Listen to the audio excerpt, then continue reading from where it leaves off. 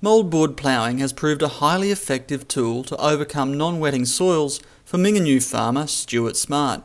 Well, for us it's been just a total change, total turnaround. Yeah, we've gone from soil that just won't accept water at all that goes past to come back to fully wet. We can get 5 mil of rain and it's wet from the top to as far as it extends through. In recognition of the expanding problem of non-wetting soils, the Grains Research and Development Corporation has widened R&D efforts to cover all of WA's cropping regions, with the Department of Agriculture and Food a key partner in this initiative.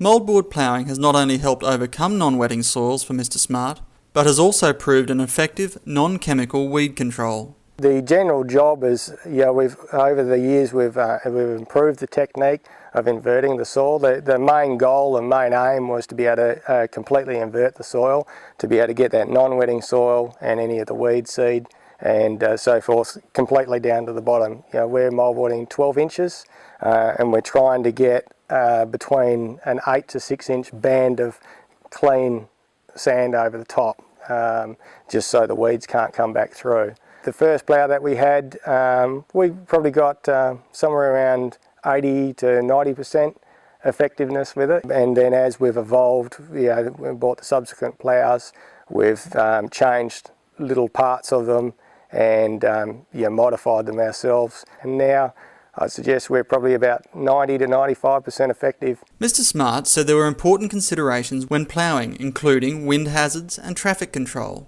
With these accounted for, the crop results can be exceptional.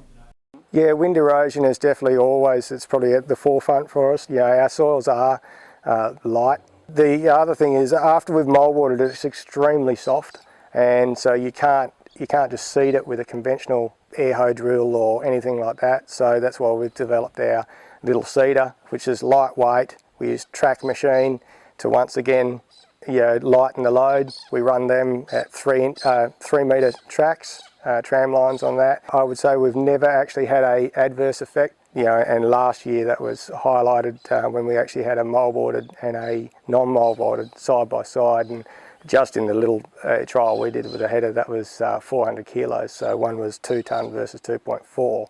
So it's a bit of a no-brainer for us really now.